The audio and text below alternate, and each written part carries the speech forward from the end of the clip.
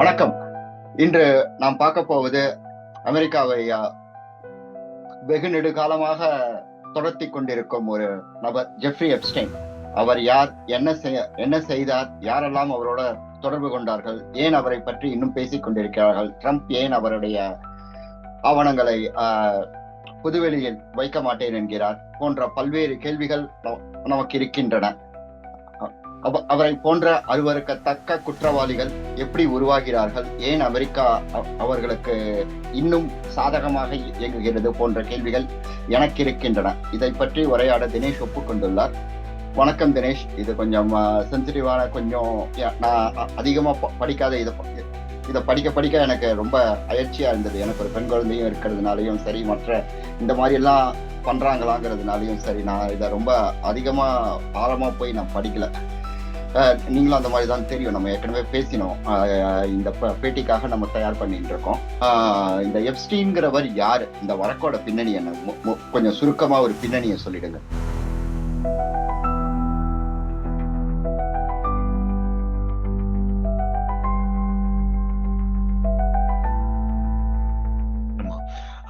நீங்க சொல்ல மாதிரி தான். நம்ம முதல்ல சொல்லிடலாம், இது வந்து கொஞ்சம் ரொம்ப சென்சிட்டிவான டாபிக். நிறைய பேருக்கு கொஞ்சம் பேசவே அருவருக்கத்தக்க விஷயங்கள்லாம் வந்து இதுல வரும். அதுவும் வந்து ஒரு பெண் குழந்தைகளோட வரந்தவங்க, குழந்தைகள் சம்பந்தப்பட்டது அப்படிங்கறதுனால அவங்க வந்து பார்க்க வேண்டாம் அப்படின்னா தவிர்த்துருங்க. இது வியூஸ்க்காக பண்றது இல்ல. ஸோ அதனால கண்டிப்பா சென்சிட்டிவான விஷயம். நான் வந்து இந்த சொல்லுவேன், அந்த மகாநதி படத்தையே வந்து நான் ஒரு வாட்டிக்கு மேல பார்க்க முடியாது, என்னால இன்னைக்கு வரையும் பார்க்க முடியாது. அந்த மாதிரி ஒரு சென்சிட்டிவான விஷயம் தான் வச்சுக்கலாங்க. ஸோ நீங்க கேட்ட கேள்வி, எப்ஸ்டீன் அப்படிங்கிறது யாருன்னா, எப்ஸ்டீன் அப்படிங்கிறவர் வந்து ஒரு ஃபைனான்சியர் அப்படின்னு சொல்லலாம். அதாவது நியூயார்க்கில் வந்து ஒரு பெரும் பணக்காரராக இருந்தவர். ஸோ அவர் வந்து என்னன்னா, அந்த மாட மாளிகைகள்லாம் வச்சுட்டு நான் பல ரியல் எஸ்டேட் தொழில் முதற்கொண்டு பல தொழில்கள் செய்தவர், நிறைய பேருக்கு ஃபைனான்ஸ் பண்ணிட்டு இருந்த ஒரு பெரிய ஃபைனான்சியர், ஹூஸ் ஹூ ஆஃப் நியூயார்க்ல இருந்த பெரும் நபர் அப்படின்னு தான் சொல்ல முடியும். ஸோ அப்படிப்பட்ட ஒரு பணக்காரராக இருந்த அவர் வந்துட்டு நியூயார்க் சமயத்துல வந்துட்டு இருந்தவர். அவர் வந்து ஏன் இப்போ வந்து அவரை பத்தி பேச ஆரம்பிச்சிருக்கான் அப்படிங்கன்னா, அவர் வந்து ஒரு குற்றம் சாட்டப்பட்டு நிரூபிக்கப்பட்ட ஒரு செக்ஸ் அஃபெண்டர். ஸோ அது செக்ஸ் அஃபெண்டர் மட்டும் இல்லாம வந்து அந்த சைல்டு அபியூஸ் அப்படின்னு சொல்லக்கூடிய சைல்டு இதுலயும் பண்ணியிருக்க போனோகிராஃபிலாம் ஈடுபட்டவர் அப்படிங்கிறது. அப்புறம் டிராஃபிக்கிங், பெண்களை குறிப்பாக சிறுமிகளை வந்து தனக்கு உரிய ஒரு ஐலாண்டுக்கு வந்துட்டு அழைச்சி போய் அங்க வந்து ப்ராஸ்டிடியூஷன் உள்ளிட்ட பல விஷயங்களில் ஈடுபடுத்தியதாக குற்றம் சாட்டப்பட்டு அதை நிரூபிக்கப்பட்டவர் அப்படிங்கிறது தான் அதுல முக்கியமான விஷயம். ஸோ அவருக்கு என்ன பிரச்சனைனா, அவர் வந்து இவ்வளவு பெரிய பணக்காரர் இருக்கிறதுனால அரசியலில் இரண்டு கட்சிகளை சேர்ந்தவர்களும்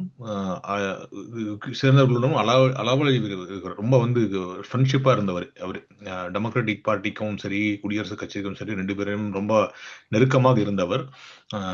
டெமோக்ராட்டிக் பார்ட்டிக்கும் நிறைய கொடுத்திருக்காரு. இது தவிர அரசியல் மட்டும் இல்லாம சினிமா சேர்ந்தவர்கள், ஹார்வர்டு பல்கலையை சேர்ந்த போன்ற பல்கலையை சேர்ந்த ஆசிரியர்கள், சினிமா தொழிலை சேர்ந்தவர்கள், ஹாலிவுட் போன்றவர்கள், பலதரப்பட்டவர்களோடு தொடர்பு கொண்டவராக இருக்காரு. ஸோ இவர் என்ன பிரச்சனை அப்படின்னா, முன்ன வந்துட்டு இவர் வந்து புளோரிடா மாநிலத்தில் வந்து ஒரு வீடு சொகுசு பங்களா வச்சிருக்காரு.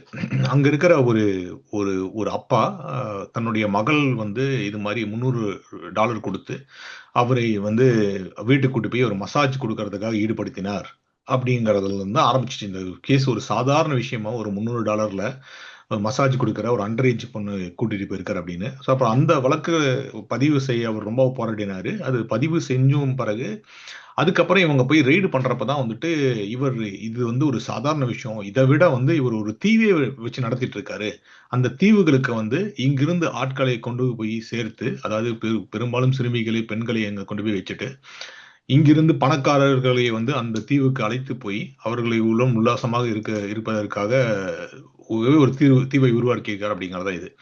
ஸோ இவரை வந்து அந்த புளோரிடா மாநிலத்துல வந்து அப்போ கைது பண்ணாங்க. ஸோ அதை பத்தி கொஞ்சம் நம்ம இன்னும் விரிவா பேசலாம். பட் ஆனா இவர் வந்து ஒரு பெரும் பணக்காரர், எல்லாத்துக்கூடயும் சேர்ந்து இருக்காரு. பல இன்னைக்கு அரசியல்ல ஹூஸ் ஹூ என்று சொல்லக்கூடிய பலருடனும் தொடர்பு கொண்டவர். ஹாலிவுட் நிறுவனங்களுடன், பெரும் நிறுவனங்களுடன், ஹார்வர்ட் முதல் கொண்ட பல்கலைக்கழகத்துடன் தொடர்புடையவர்கள் எல்லாத்துக்கூடையும் இவருக்கு தொடர்பு இருக்கு அப்படிங்கிறது தான் வந்து இதுல சோகமான செய்தி. அது நீங்க சொன்னப்புறம் தான் அதுவே எனக்கு தெரியும். 2008 2005 அந்த டைம்லைனை பத்தி கொஞ்சம் சொல்லிடுங்க. பிகாஸ் 2005 இப்பதான் நடந்த மாதிரி இருக்கு. ஒரு 20 வருஷம் எனக்கு ரொம்ப அதிகமா எனக்கு தோணல. அது வரைக்கும் அவரை பத்தி தெரியவே தெரியாதுங்கிறதும் அதிர்ச்சியா தான் இருக்கு. 2008 தான் அவரை ஏதோ இது பண்ணியிருக்காங்க, கைது பண்ணியிருக்காங்க. ஆனாலும் அதுக்கப்புறமா ஒரு சுதந்திரமா ஒரு 10 ஆண்டுகள் இந்த விஷயங்களை தொடர்ச்சியா இதே கேவலமான விஷயங்களை அவர் பண்ணியிருந்திருக்காருங்கிறது அதிர்ச்சியா இருக்கு. அந்த டைம் லைனை வந்து கொஞ்சம் சுருக்கமா சொல்லிட்டு நம்ம இதுல கண்டிப்பா. இருக்கிற அவரோட தொடர்பு கொண்ட மற்றவர்களுக்குள்ள போயிடலாம். இது வந்து இவர் வந்து 2005ஆம் ஆண்டு தான் மாட்டினார்னா, இதுக்கு முன்னால இருந்தே பண்ணிட்டு இருக்காரு அப்படிங்கிறது அதுல சோகமான விஷயம். அந்த பத்தி செய்திகள் வந்து இன்னும் நிறைய வரல. இந்த கேஸ் அவர் மேல ஆன பிறகு நிறைய பேர் முன் வந்திருக்காங்க. நிறைய பேர் வந்து பெரும்பாலும் இவர் விக்டிமா யூஸ் பண்ற அந்த பெண்கள், அந்த சிறுமிகள்லாம் பார்த்தீங்கன்னா, அடித்தட்டு மக்கள்ல இருந்து வந்தவங்க. அவங்கனால வந்து எதிர்த்து பேச முடியாதவங்க, அவங்கனால வந்து பொருளாதார வலிமை இல்லாதவங்க, வலிமை இல்லாதவங்க தான் அந்த மாரி ஆட்கள தான் இவர் டார்கெட் பண்ணி அவங்க தான் விக்டிமா யூஸ் பண்ணியிருக்காரு. அவங்க தான் பண்ணியிருக்காரு. ஸோ அந்த என்ன நடந்துச்சுன்னா, புளோரிடா பீச்லயே ஒரு ஒரு மசாஜ் செய்வதற்காக அப்படின்னு சொல்லிட்டு $300 கொடுத்து ஒரு பெண்ணை கூட்டு போயிருக்காரு. அங்க வந்து ஒரு செக்ஸிபிள் அபியூஸ் பண்ணியிருக்காரு. ஒரு 14 வயது குழந்தைகிட்ட நடந்திருக்காரு. ஸோ அவங்களோட தந்தை அதை கேள்விப்பட்டு அதுக்கான கேஸ போய் புளோரிடால ஃபைல் பண்ணியிருக்காரு. அதை இன்வெஸ்டிகேஷன் எடுத்து பண்ணப்ப தான் வந்துட்டு இவர் வந்து இது மாதிரி அவரோட அவரோட பெரும் அவரோட வீடு அந்த சொகுசு பங்களாக்கெல்லாம் போறப்ப வந்துட்டு அங்க நிறைய மசாஜ் டேபிள்ஸ் இருக்கிறத கண்டுபிடிச்சாரு. அந்த மாதிரி பல சிறுமிகள் அங்க இருக்கிறதையும் அதுகளோட தொடர்பு கொண்டு அவங்களுக்கு எல்லாம் இவங்க கான்டாக்ட் பண்ணியிருக்காரு அப்படிங்கிறதும் தொடர்பு வந்துருச்சு. ஸோ அந்த சமயத்துல என்ன பண்ணாங்கன்னா, இவங்க அரெஸ்ட் பண்ண உடனே இவர் என்ன பண்ணிட்டாருன்னா, ஸ்டேட் இம்யூனிட்டி, இவரோட லாயர், இவர் பணக்காரர் இருக்கிறதுனால இது வந்து அமெரிக்க ஜுடிஷியல் சிஸ்டம் வந்து எப்படியெல்லாம் ப்ளே பண்ணியிருக்காரு அப்படிங்கிறதுக்கான ஒரு சாட்சியமா கூட வச்சுக்கலாம். நம்ம அமெரிக்கா பல முன்னேறிய நாடு அப்படின்னு சொன்னா கூட அங்க இருக்கிற ஜுடிஷியல் சிஸ்டத்தை எப்படி ஒரு பணக்காரர் தனக்கு சக்தி வாய்ந்த வக்கீல்களை வச்சு தனக்கு ஆதரவாக தனக்கு எந்த விதமான பிரச்சனையும் இல்லாம எப்படி தப்பிச்சு வந்திருக்காரு அப்படிங்கிறது அது முக்கியமான விஷயம். ஸோ இதுல என்ன பண்ணியிருக்காருன்னா, அவர் மாட்டிக்கிட்ட உடனே அவர் வந்து ஒரு 18 மாதங்கள் ஜெயில போடுறாங்க. ஆனா வழக்கம் போல இங்க செக்ஸ் அஃபெண்டர் அப்படின்னு சொல்லிட்டு அவர் செக்ஸ் அஃபெண்டர் அப்படிங்கிறது வேற, சைல்டு செக்ஸ் அஃபெண்டர் அப்படிங்கிறது வேற. ஆனா அவர் வந்து எப்படியோ அந்த வழக்காடு மன்றத்துல தக்க வக்கீல்கள் எல்லாம் வச்சுட்டு அவர் செக்ஸ் அஃபெண்டர் ரெஜிஸ்டர் பண்ணிட்டு 18 வருடம் சிறை வாசம் அனுபவிச்சார். அது சிறைவாசம் அப்படின்னா அவர் சிறைக்கு போய் இருக்க வேண்டியதில்லை. இந்த சிறையில இருக்கிறப்பையும் பாத்தீங்கன்னா இப்போ இருக்கிற கேசஸ்ல இருக்கிற ஃபைல்ஸ் எல்லாம் பாக்குறப்போ அவர் வந்து தன்னுடைய பிசினஸ் நடத்துறதுக்காக சிறையில் இருக்க வேண்டியதில்லை. அவர் வந்து எங்க வேணா போலாம். அந்த சமயத்துல வந்துட்டு அவரோட பிசினஸ் இன்டர் பண்ணக்கூடாது அப்படிங்கிறதுக்காக இந்த செக்ஸ் அஃபெண்டர்ஸ்க்கெல்லாம் வந்துட்டு காலிலேயோ கையிலேயோ வந்துட்டு ஒரு ட்ராக்கிங் டிவைஸ் வைப்பாங்க. அந்த ட்ராக்கிங் டிவைஸ் வைக்க வேண்டியதில்லை. அவருடைய 6 to 8 பாடி கார்ட்ஸ் கூட எப்பவுமே இருக்கலாம் அப்படிங்கிற மாதிரி வச்சுட்டாரு. ஸோ பொதுவாக நீங்க பாத்தீங்கன்னா அந்த தண்டனை வழங்கி இருந்தாலும் அந்த தண்டனையில் இருந்த மாதிரியே இல்லை அவரு. ஏதோ பாஷா ஸ்டைல் அவர் பாட்டுக்கு போயிட்டு நடந்து வந்துட்டு ஒரு 8 பாடி கார்ட்ஸோட போயிட்டு வந்துட்டு தான் இருந்திருக்காரு. அவருக்கு வந்து இது தண்டனை மாதிரியே இல்லை. அந்த தண்டனையும் 18 மாத தண்டனையும் 13 மாதமோ 12 மாதமோ திருப்பி குறைச்சிருக்காங்க. அதாவது இவரோட நன்னடத்தை காரணமாக காரியம் கட்டி குறைச்சிருக்காங்க. இதுக்கப்புறம் இதை கேள்விப்பட்டு மற்ற விக்டிம்ஸ் எல்லாம் வந்துட்டு இது மாதிரி அவர் வந்து பண்ணியிருக்காரு அப்படின்னு சொல்றாரு. ஸோ இது என்ன பண்ணியிருக்காருன்னா, இவர் இந்த தண்டனை அனுபவிச்சிருக்கும் போது என்ன பண்ணிட்டாருன்னா, இங்க வந்து என்ன பண்ணலாம்னா, நீங்க வந்து ஸ்டேட் கிட்ட போய் நீங்க கில்ட்டின்னு ப்ளீட் பண்ணிட்டீங்கன்னா சில பல இம்யூனிட்டிஸ் கொடுப்பாங்க. ஸோ இவர் என்ன பண்ணிட்டாருன்னா, இந்த இதை வந்து ஸ்வீட் ஹார்ட் டீல் அப்படின்னு சொல்லி இப்போலாம் சொல்லிட்டு இருக்காங்க. அது என்ன பண்ணியிருக்காருன்னா, அங்க இருக்கிற ஜஸ்டிஸ் சிஸ்டம் ஸ்டேட் கவர்மெண்ட் கிட்ட போய் நான் வந்து இதை ஒத்துக்கிறேன், இந்த கிரைம் ஒத்துக்கிறேன், நான் வந்து கடத்தினேன் அப்படிங்கறத ஒத்துக்கிறேன், ஹியூமன் டிராஃபிக் பண்ணியிருக்கேன் அப்படிங்கறத ஒத்துக்கிறேன், ப்ராஸ்டிடியூஷன் பண்ணேன் அப்படிங்கறத ஒத்துக்கிறேன், ஆனா எனக்கு வந்து அந்த ஒத்துக்கிறதுக்காக எனக்கு வந்து இம்யூனிட்டி கொடுங்க அப்படிங்கிற மாதிரி கேட்டிருக்காரு. ஸோ அவங்களும் வந்து ஸ்டேட் இம்யூனிட்டி கொடுத்துட்டாங்க. ஸோ அதை வந்து இவர் ரொம்ப பலமா படுத்திருக்காரு. ஆனா அதை கேள்விப்பட்டு மற்ற விக்டிம்ஸ் எல்லாம் வந்துட்டு கொதிச்செழுந்து வந்திருக்காங்க. இது என்ன, இது அநியாயமா இருக்கே, இப்படி வந்து பண்ணியிருக்காங்களே அப்படின்னு சொல்லிட்டு. இதுல வந்து விர்ஜினியா ஜெஃப்ரி அப்படிங்கிறவங்க தான் ப்ராமினென்ட்டான விக்டிம். அவங்க வந்து இதை வந்து பண்ணிட்டு அவங்க 17 வயசு இருக்கிறப்போ நினைக்கிறேன். அப்ப வந்துட்டு பிரின்ஸ் ஆண்ட்ரூ அப்படின்னு சொல்ல பிரிட்டிஷ் பிரின்ஸ் ஆண்ட்ரூ கூட வந்து தொடர்பு ஏற்படுத்துறதுக்காக அவர்கள் வந்து அவங்கள வேலைக்கு அமர்த்தினாங்க அப்படிங்கிறதுக்காகவும் அவங்க வந்து அதெல்லாம் போட்டு உடைச்சிட்டாங்க. அவங்க வந்து அந்த விக்டிமா சொல்லிட்டு அதை ஒரு கேஸ் ஃபைல் பண்ணாங்க. ஸோ இது மாதிரி நிறைய பேர் வந்தோன்னே சுமார் $150 மில்லியன் வரைக்கும் அவங்களுக்கு எல்லாம் பணத்தை குடிச்சு அவுட் ஆஃப் கோர்ட் செட்டில்மெண்ட்டாவே முடிச்சிருக்காரு இவர். ஆனா இந்த விர்ஜினியா ஜெஃப்ரே அப்படிங்கிற அவங்க அம்மா மட்டும் வந்துட்டு தீவிரமா நின்றுட்டு அது பண்ணியிருக்காங்க. ஸோ இதுக்கு வந்து அவங்களோட எப்ஸ்டீனோட ஊழியர் ஒருத்தர் வந்து ஜொஹானா சொஜாபர்க் அப்படின்ற ஒருத்தர் இருக்காங்க. இந்த ஜொஹானா என்ன பண்ணாங்க வந்துட்டு, அவங்க வந்து விர்ஜீனியாவுக்கு உதவும் வகையில் அவங்க உதவணும்னு சொல்லல, அவங்களும் மாட்டிட்டாங்க, நல்லா மாட்டிட்டாங்க. அவங்களுக்கு தெளிவா தெரிஞ்சதுனால அவங்க வந்து இதுல சாட்சியா மாறிட்டாங்க இந்த விர்ஜீனியா இதுல. அப்ப ஆண்ட்ரூ, இப்ப நீங்க பாத்தீங்கன்னா பிரின்ஸ் ஆண்ட்ரூக்கு வந்து அரச பதவி எதுவுமே இருக்க முடியாது. அவர் நம்ம பிரின்ஸ் ஆண்ட்ரூன்னு கூட கூப்பிடக்கூடாது ஆக்சுவலா. ஏன்னா அவர் பிரின்ஸ், அவர் அரசாங்க மரியாதை எல்லாமே அவர் நீக்கப்பட்டுருச்சு அப்படின்னு சொல்ல முடியும். ஸோ அவர் வச்சிருந்தாங்க. அப்புறம் வந்து சாரா ரான்சம் அப்படின்னு சொல்லிட்டு அவங்க தான் இப்போ வந்து இப்போ இருக்கிற இந்த எப்ஸ்டீன் ஃபைல்ல வந்து தீவிரமா பேசிட்டு இருக்காங்க. அவங்களும் வந்து அவரோட ஊழியர் தான்.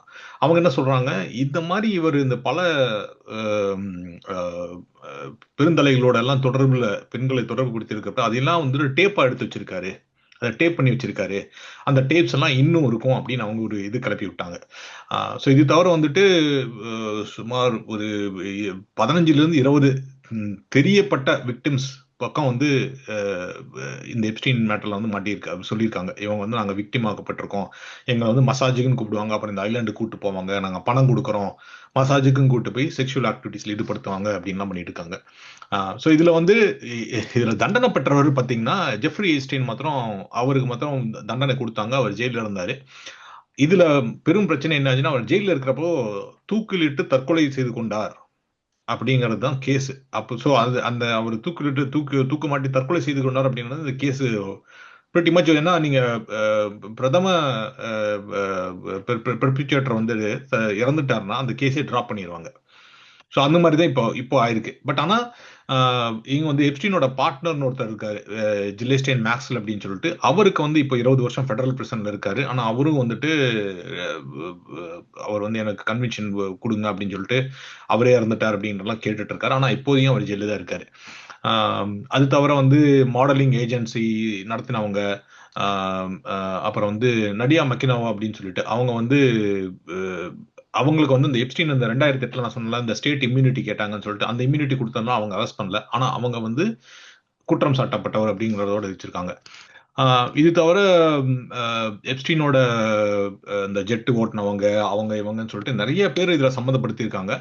அவங்க எல்லாமே வந்துட்டு யாருமே வந்துட்டு எப்ஸ்டீன் அந்த இந்த ஜெஸ்லைன் மேக்ஸ்வெல் அப்படிங்கிறவங்க 2 பேர் தவிர யாருமே குற்றம் அனுபவிக்கல, யாருமே ஜெயில் தண்டனை பெறல அப்படிங்கிறது இதுல சோகமான செய்தி.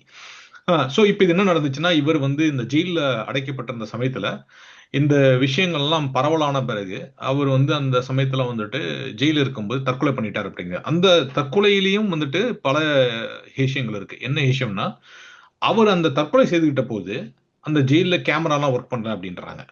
அந்த சமயத்துல அந்த பிரிசன்ல எந்த கார்ட்ஸுமே இருக்கல. அப்படின்னா நீங்க வந்து இவ்வளவு பெரிய ஹை ப்ரொஃபைலான ஆளு, இவ்வளவு பெரிய ஆட்களோட எல்லாம் தொடர்பு இருக்கிறவர். ஸோ இவர் யார் கூட தொடர்பு வச்சிருக்காங்க அந்த லிஸ்ட் தனியா பார்க்கலாம்.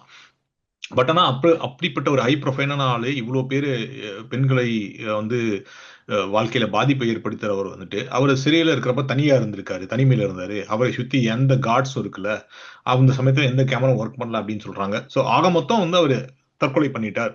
அவர் இப்போ உயிரோடு இல்லை. அவர் வந்து இப்ப பண்ணிட்டாங்க. அதை வந்து திருப்பி இப்ப அதுக்கு திருப்பி சில பேர் சந்தேகம் கொண்டு கேட்டப்போ திருப்பியும் ஜூன் மாசம் வந்து இன்னொரு கேஸ்ல வந்து சுப்ரீம் கோர்ட் வெரிஃபைக்கலாம். ஆமா அவர் அந்த ஒரு நோ மோர் அப்படிங்கறது வந்து திரும்பி உறுதிப்படுத்தினாங்க. ஏன்னா நிறைய பேர் அந்த கான்ஸ்பிரசி தியரிஸ்ட் வந்து அவர் இறக்கவே இல்லை, அவர் தப்பிக்க வைக்கப்பட்டார் அப்படின்னு சொல்லிட்டு இருந்தாங்க. அதெல்லாம் முறியடிச்சுட்டு வந்து இல்ல அவர் நிஜமாவே தற்கொலை பண்ணிட்டார் அப்படிங்கிறது முடிவாச்சு. அது சில கான்ஸ்பிரசி தியரி, பெரும்பாலும் மக்கள் வந்து அதை நம்பிட்டாங்க, அவர் வந்து இறந்துட்டார் அப்படின்னு தான். ஸோ இப்போ வந்து என்ன பிரச்சனைனா, அந்த கேஸ்ல இருக்கிற பேர்களை எல்லாம் ரிலீஸ் பண்ணணும் அப்படின்னு. ஏன்னா அந்த விக்டிம்ஸ் எல்லாம் என்ன சொல்றாங்கன்னா, எங்களுக்கு நியாயம் கிடைக்கலையே, அவர் தற்கொலை பண்ணிட்டு எல்லாம் முடிஞ்சிருச்சா, எங்களுக்கு என்ன நியாயம், நாங்க இதெல்லாம் அனுபவிச்சிருக்கோமே, இதுக்கெல்லாம் என்ன இதுல இந்த இந்த எப்ஸ்டீன் அப்படிங்கிறது வந்து அவர் வந்து இந்த ப்ராஸ்டிடியூஷன் ரிங்க நடத்தினாலும் அதுல வந்து நாங்கெல்லாம் விக்டிம்ஸ். நாங்க இந்த சில பேருக்கு இந்த பெரிய இன்னைக்கு பெரிய மனிதர்களாக சுற்றி கொண்டும் பல பேர்கள் வந்து நல்லவர்கள் போல் சுற்றி கொண்டும் பல பேரும் வந்து எங்களோட ஈடுபட்டவர்கள் தான். அவங்கெல்லாம் இப்ப சந்தோஷமா சுத்திட்டு இருக்காங்களே, எங்களுக்கெல்லாம் என்ன கேஸ் அப்படின்ற மாதிரி அவங்க ஒரு விக்டிம் எல்லாம் சேர்ந்து ஒரு இது பண்ணிட்டு இருக்காங்க. ஸோ இப்போ என்னன்னா, ஜுடிஷியரி கமிட்டி இந்த இந்த கேஸ் எல்லாம் என்ன ஆகும்னா, இதெல்லாம் வந்து கோர்ட்டோட இதுல இருக்கும். அதை வந்து கோர்ட் டிசைட் பண்ணலாம். இந்த கேஸ் எல்லாம் எப்படி நிலவரம் எப்படி நடந்துச்சு அப்படிங்கறத அவங்க ரிலீஸ் பண்ணணுமா வேண்டாமா அப்படிங்கறத வந்து கோர்ட் தான் முடிவு பண்ணும். ஸோ இது வந்து நான் சொன்ன மாதிரி இதுல வந்து இந்த கவர்மெண்ட் அந்த கவர்மெண்ட் இல்லை, இந்த கட்சி அந்த கட்சி இல்லை, எல்லாருமே சம்பந்தப்பட்டிருப்பதால் கொஞ்சம் கொஞ்சமா ரிலீஸ் பண்ண ஆரம்பிச்சாங்க. போன ஆட்சியில பைடன் காலையில ட்ரம்ப்போட முதல் ஆட்சியிலையும் கூட கொஞ்சம் ஃபைல்ஸ் ரிலீஸ் பண்ணாங்க. ஏன்னா அதுல வந்து நிறைய பேர்கள் வந்து ரிடாக்ட் பண்ணிட்டாங்கன்னா அந்த பேர்லாம் ரிமூவ் பண்ணிடுவாங்க. ஸோ ஃபார் எக்ஸாம்பிள் இந்த விக்டிம் சேவோட அதில் விக்டிம் ப்ரொடெக்ஷன் ஒரு விஷயம் இருக்கு. என்னன்னா நீங்க அவங்க என்னதான் அந்த விக்டிம்ஸ் வந்து அவங்க கேஸ் போட்டிருந்தாலும் அவங்க பேரை வந்து அவங்க நான் தெரிவிக்க விரும்பல அப்படின்னு சொல்லுவாங்க. ஸோ அவங்களுக்கு ப்ரொடெக்ஷன் கொடுக்கணும் இல்லைங்களா? நான் அவங்களுக்கு ஏதாச்சும் உயிருக்கு ஆபத்து வரும் அப்படிங்கிற விக்டிம் ப்ரொடெக்ஷன்லாம் ரிடாக்ட் பண்ணுவாங்க. ரெண்டாவது வந்துட்டு இதுல யாரெல்லாம் பர்பிச்சர் யாரெல்லாம் இன்வால்வ் பண்ணியிருக்காங்களோ அவங்க பேர் வந்து உறுதி செய்யப்படலை இன்னும். ஏன்னா இப்ப ஈடுபட்டவங்க பெருந்தலைகள் அவங்க பேரும் ரிடாக்ட் பண்ணி தான் வச்சிருக்காங்க. சோ இப்ப என்ன கேஸ் நடந்தது, இப்ப என்ன இதை வந்து என்ன பண்ணிட்டாங்கன்னா பொலிட்டிக்கலா ரெண்டு கட்சிகளும் மாறி மாறி உபயோகப்படுத்திருக்காங்க. இப்போ முன்ன வந்து பைடன் இருந்த காலத்துல பாத்தீங்கன்னா பைடன் ஜனாதிபதியா இருந்தப்போ வந்துட்டு அந்த கேஸ் ஃபைல்லாம் ரிலீஸ் பண்ணுங்கன்னு சொல்லிட்டு குடியரசுக் கட்சியினர்லாம் வந்துட்டு பண்ணிட்டு இருந்தாங்க. ஏன்னா அந்த இப்பதான் அதுல முக்கியமான பகுதிக்கு வரும். அந்த எப்ஸ்டீன் அந்த கேஸ்ல சம்பந்தப்பட்டவங்க பெரும் தலைகள் யாரெல்லாம் பார்த்தீங்கன்னா bill Clinton, Hillary Clinton. So அவங்க ரெண்டும் நீங்க பார்த்துருந்தீங்கன்னா டெமோக்ராட்டிக் பார்ட்டியில பெரிய ஆட்கள். அது தவிர பில் கேட்ஸ் அப்படின்னு சொல்றவர். அப்புறம் இன்னொரு பெருந்தலைன்னு பார்த்தா லாரி சாமர்ஸ் அப்படின்னு சொல்லிட்டு அவர் ஹார்வர்ட்ல வந்து பெரும் ப்ரொஃபசர். ஸோ இவங்கெல்லாம் வந்து பெரும் தலைகள். இது தவிர இப்போ இங்க இந்த சைடு குடியரசு எடுத்துக்கிட்டீங்கன்னா இப்போ வந்து டொனால்டு ட்ரம்ப்புக்கும் எப்ஸ்டீனுக்கும் வந்து தொடர்பு இல்லை, அவருக்கு சண்டை போட்டுட்டாலும் ஒரு காலத்துல அவரும் இவரும் ஒன்னா இருந்திருக்காங்க. அவர் கூட ஃபிளைட்ல போயிட்டு வந்துட்டு இருக்காரு. இதே மாதிரி அந்த ஐலாண்டுக்கும் போயிருக்காரு அப்படின்றதான் செய்தி வந்துட்டு இருக்கு. அதே மாதிரி பில் கேட்ஸும் வந்து ஒரு 20-30 வரை அந்த ஐலாண்டுக்கு போயிருக்காரு, கிளின்டனும் போயிருக்காங்க அப்படின்லாம் செய்தி வந்துட்டு இருக்கு. ஸோ இதெல்லாம் என்னன்னா இதெல்லாம் அவங்க ரெஜிஸ்டர் பண்ணி வச்சதான். எப்ஸ்டீன் அவரோட ஃபிளைட் லாக்லயும் இதுலயும் ரெஜிஸ்டர் பண்ணி வச்சுதான். ஆனா அந்த ஐலாண்டு போயிருக்காங்க, அந்த ஐலாண்ட்ல என்ன பண்ணாங்க அப்படிங்கிறதுக்கான சாட்சியம் எதுவுமே இல்லை. இப்ப இன்னைக்கு வரைக்கும் இல்ல. இப்ப இவங்க என்ன சொல்றாங்கன்னா இந்த கோர்ட் ஃபைல்ஸ்ல கூட அது இல்ல அப்படின்றாங்க. ஆனா இப்ப என்ன கேக்குறாங்கன்னா நீங்க கோர்ட் ஃபைல்ஸ்ல இல்லன்னு சொல்றீங்களா, அந்த கோர்ட் ஃபைல்ஸை ரிலீஸ் பண்ணுங்க, அதை நாங்க பார்த்து நாங்களே முடிவு பண்ணிக்கிறோம். ஏன்னா இப்ப அந்த கேஸ் இல்லாம போயிருச்சு. அதனால அந்த விக்டிம்ஸ்க்கு என்னன்னு தெரியும். டெடாக்ட் பண்ணாலும் அங்க என்ன நடந்துச்சுன்னாச்சும் எங்களுக்கு தெரியணும், அதுக்கான இன்ஃபர்மேஷன் இருக்கா அப்படின்றாங்க. ஸோ இது இன்னும் அந்த கேஸ் ஃபைல் வந்து இதுதான் இப்போதைக்கு பிரச்சனை. ஸோ இது இவ்வளோ பேர் இன்வால்வ் பண்ணிருக்காங்க. இதுல எல்லாம் பெருந்தலைங்க கிளின்டன், ட்ரம்ப், நான் சொன்ன மாதிரி சாமர்ஸ், அப்புறம் டொனால்டு ட்ரம்ப் எல்லாருமே இன்வால்வ் ஆயிருக்காங்க. ஸோ இவங்க எல்லாருமே இன்வால்வ் இருக்கிறப்போ வந்து இந்த பேர்லாம் இருக்க மாட்டேங்குது. இதுல என்னன்னா அவங்க நான் சொல்றது 5 பேர் தான், 150 பெருந்தலைகள் அப்படின்றாங்க அதுல. அதாவது அமெரிக்காவில் இருக்கிற ஹூஸ் 150 பேர். பிரின்ஸ் ஆண்ட்ரூ ஒருத்தர் தான் இன்னைக்கு வரைக்கும். அவர் கூட வந்து அது வந்து கிரைம் வழக்கு எதுவுமே இல்லை. அவர் வந்து ஈடுபட்டிருக்காருன்னு தெரிஞ்சு அவர் ராஜ பதவியிலிருந்து மட்டும் நீக்கியிருக்காங்களே ஒழிய அவருக்கான எந்த கிரிமினல் தண்டனையும் வழங்கப்படவில்லை. அதே மாதிரி அதுல பேர் இருக்கிறதா சொல்லப்படும் யாருக்குமே இது வரைக்கும் எந்த தண்டனையும் கொடுக்கறதுலாம் தான் இதோட சோகமான நிகழ்வு அப்படின்னு சொல்லலாம். பல்வேறு முக்கியமான தகவல்கள் அதுக்குன்னு நம்ம ட்ரிகர் வார்னிங் சொல்லிட்டோம். பட்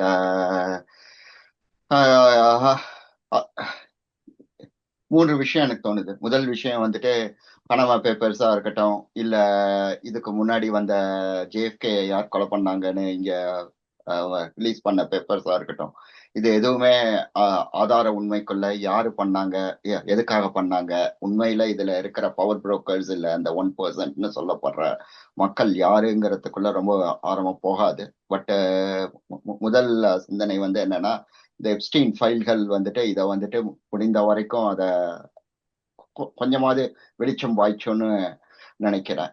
இந்த அந்த இதுக்குள்ளேயே போயிடலாம். எப்ஸ்டீன் நீங்க எல்லாரையும் சொன்னீங்க, முக்கிய நபர்கள் யாரு, பாதிக்கப்பட்டவர்கள், குற்றவாளிகள். பாதிக்கப்பட்டவர்களை பத்தியும் சொன்னீங்க, குற்றவாளிகளை பத்தியும் சொன்னீங்க. அதுக்கப்புறம் யார் யார் தொடர்புடையவர்கள்ங்கிறதுல பல்வேறு பேர்களை சொன்னீங்க. ஸோ இந்த எப்ஸ்டீன் ஃபைல் எவ்வளோ என்னெல்லாம் இருக்கு, ஒரு 20,000 இமெயில் இருக்கிறதா சொல்றாங்க, 20 வருஷ தொடர்புகள், பேச்சுக்கள், இன்னும் பல்வேறு இது இருக்கிறதா சொல்றாங்க. பல பேர் இதை ஏற்கனவே பார்த்துருக்காங்க.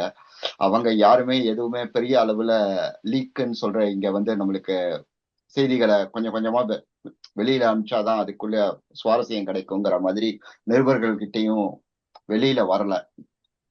சோ இந்த எப்ஸ்டீன் ஃபைல்களை பத்தி கொஞ்சம் சொல்லுங்க.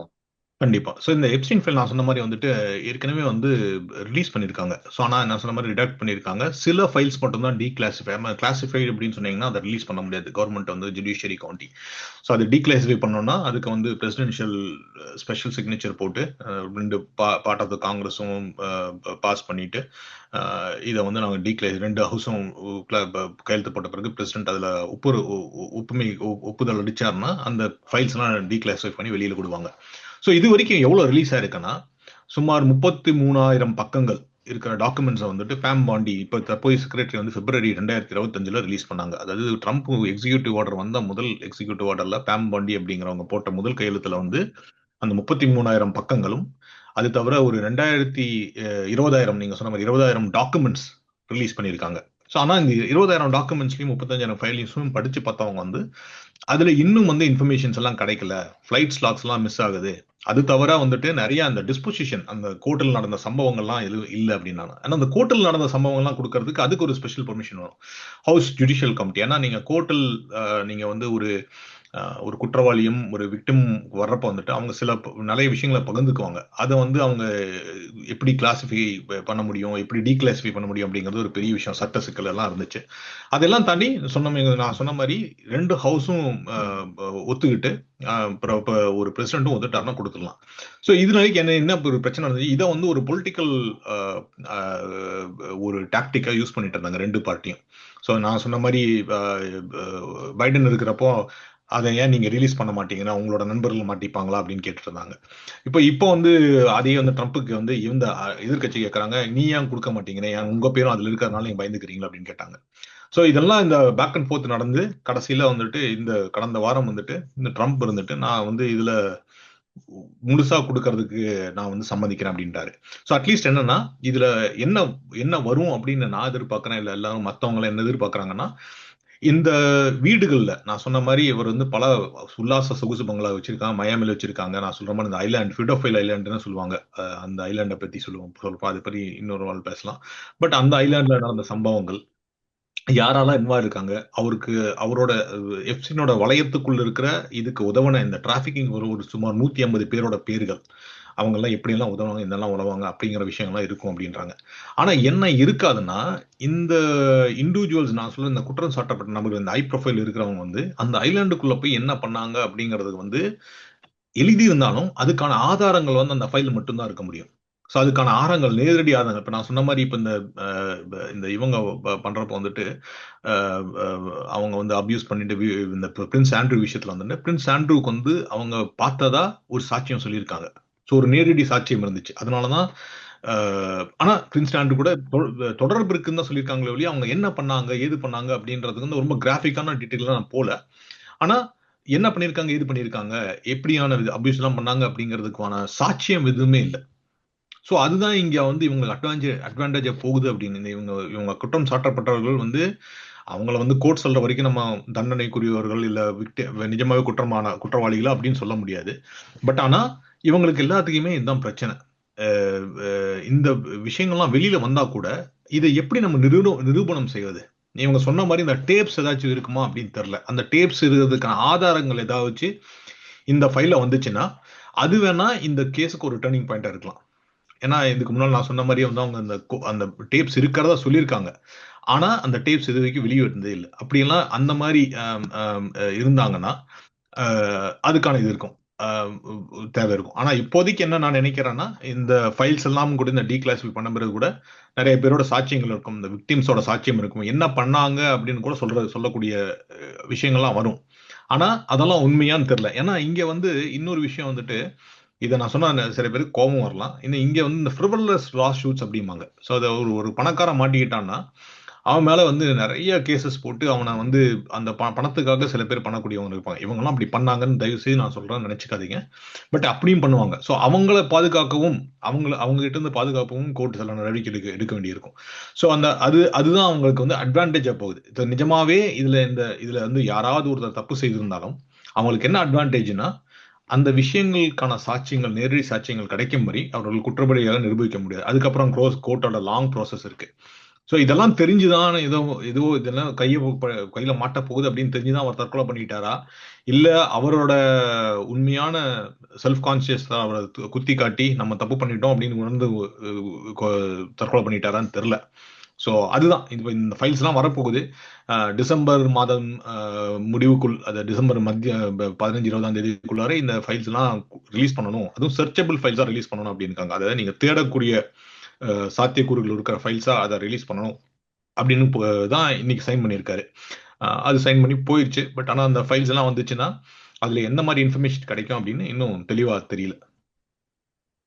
நன்றி, நன்றி. நீங்க சொன்னது இன்னொரு பக்கத்தையும் எனக்கு சிந்தனையை கொண்டு வந்தது. அதாவது ஃப்ரிவ்லஸ் லாசூட்னா உடனே நம்ம தமிழ் சினிமாவை பத்தி சொல்லுவோம். வேட்டையன் இல்ல மகாராஜா போன்ற படங்கள்ல வந்துட்டு அந்த மாதிரி காட்சிகள் வச்சபோது அதை வந்துட்டு கிளுகிளுப்பா இல்ல ஒரு ஜனரஞ்சகமா பண்ணியிருந்தாங்க, இல்ல நாயகத்தனத்தை ஊட்டணுங்கிறதுக்காக பண்ணியிருந்தாங்கங்கிற மாதிரி சொல்லியிருந்தாங்க. ஸோ ஆனா அதே சமயத்துல சித்தா இல்ல கர்கி போன்ற படங்கள் அதை வேறு வகையில கொண்டு போயிருந்தாவும் கொஞ்சம் இந்த சொல்லியிருந்தாங்க. ஸோ சென்சிட்டிவான விஷயம் எப்படி இந்த இது பண்ண போறாங்கன்னு. பட் பல்வேறு விஷயங்களை சொல்லிட்டீங்க. முடிவாக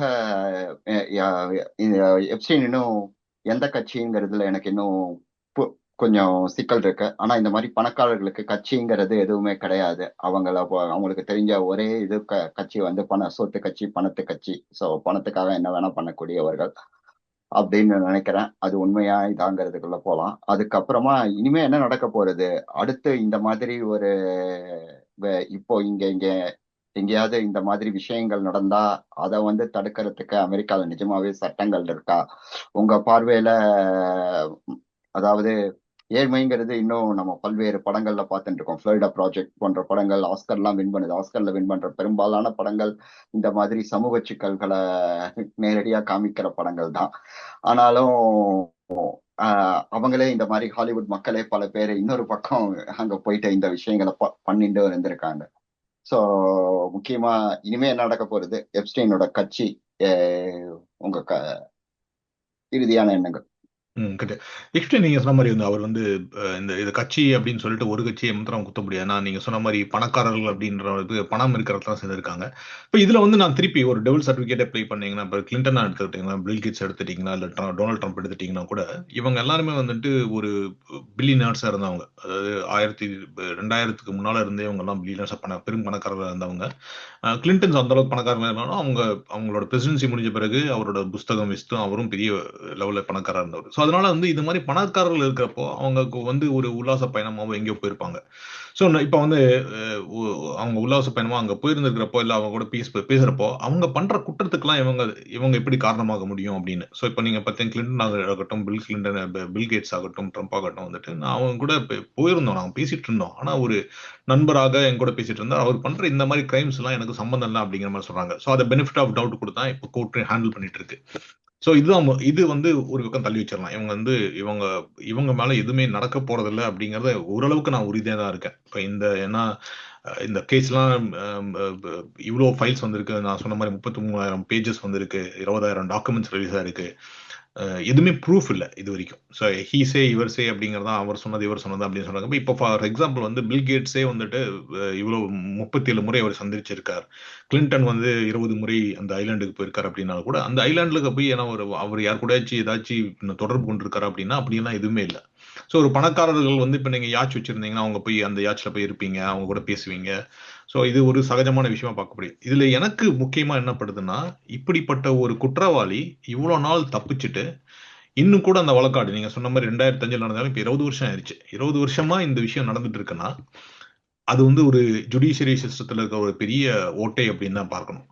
இதை எப்படி அடைக்கணும் அப்படிங்கறதா வந்துட்டு இந்த ஹவுஸ் கமிட்டி எல்லாம் பார்க்கணும். இந்த ஹவுஸ் ஓவர்சைட் கமிட்டி அப்படின்னு சொல்லிட்டு ஒண்ணு இருக்கு. அவங்க தான் வந்து இந்த மாதிரி ஜஸ்டிஸ்ல இதுலயோ இல்லை ஏதாச்சும் எந்த பிரான்ச்லயாச்சும் ஏதாவது இது மாதிரி தாறுமாறி நடக்கக்கூடிய சாத்தியங்கள் இருந்துச்சுன்னா, ஃபைனான்ஷியல் ஆகட்டும் இல்லை இந்த மாதிரி கவர்மெண்ட் ரிலேட்டட் ஆகட்டும், அந்த ஓவர் சைட் கமிட்டி அப்படிங்கிறது பார்த்து அதை எப்படி ஃபிக்ஸ் பண்ணணும்னு நினைப்பாங்க. ஸோ அதை கண்டிப்பா பண்ணணும்னு நினைக்கிறேன். ஸோ இந்த மாதிரி பணம் இருக்கிறவர் வந்துட்டு ஒரு ஸ்டேட்ல வந்து ஒரு வீக்கான ஒரு சிஸ்டம் இருக்கிற ஒரு ஸ்டேட்ல போயிட்டு ஒரு இம்யூனிட்டி வாங்கிட்டு அவங்களுக்கு நீங்க நினைச்சு பாருங்க, அந்த அந்த $300 கேஸ் வராம இருந்திருந்தாலோ இல்ல அந்த அவங்க வந்து அவர் வந்து தண்டனை ஏற்றுட்டு சரி இப்ப 18 மாசம்ங்கிறது 13 மாசம் குறைக்காம இருந்தாலோ இல்ல அந்த விக்டிம்ஸ் எல்லாம் பணத்தை வாங்கிட்டு அமைதியா இருந்திருந்தாலோ மித்த விக்டிம்ஸ்க்கு இதை வித்து தெரிஞ்சிருக்காது. இன்னும் எவ்வளவு விக்டிம்ஸ் இருக்காங்கன்னு கூட தெரியல. சோ இது வந்து என்ன பொறுத்தளவு ஒரு பெரிய ஹோல் இந்த ஜுடிஷியரி சிஸ்டம் பாக்குறேன். இதை எப்படி அவங்க அடைக்க போறாங்க, இது எப்படி தடுக்க போறாங்க, இது மூலமா என்னென்னலாம் ஃபியூச்சர்ல இம்ப்ளிமெண்ட் பண்ண போறாங்க அப்படிங்கறது எனக்கு என்ன முக்கியமா பாக்குறேன். இது தவிர வந்துட்டு இந்த நீங்க சொன்ன மாதிரி தான். இப்போ நீங்க குழந்தைகளை வச்சிருக்கிறவங்க வந்துட்டு யாரை நம்பி நம்புறது? இப்ப நம்ம நம்ம வந்து இங்க வந்து ஒரு பள்ளி குழந்தைகள், பள்ளி மாணவர்கள் வந்து ஒரு வேலைக்கு போறதுங்கிறது வந்து சாதாரண விஷயம். நீங்க யாரை நம்பி வீட்டுக்கு அனுப்புவீங்க?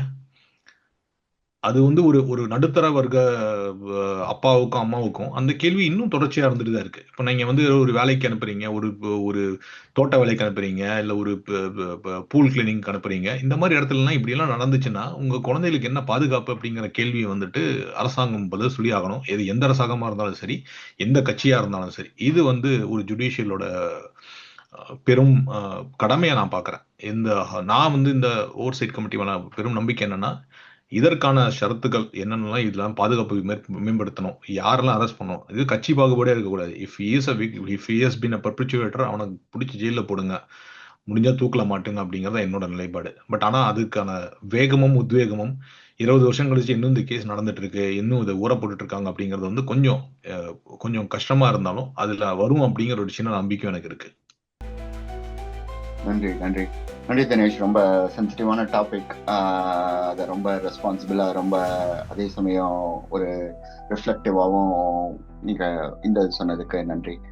தொடர்ந்து இது போன்ற பல்வேறு பிரத்யேக விஷயங்கள் அதிகமாக வெளியில் பேசப்படாத விஷயங்களா ஆழமாகவும் தெளிவாகவும் அறிந்து கொள்ள டாக் ஜட்ஜோட தொடர்ந்து இணைந்திருங்க.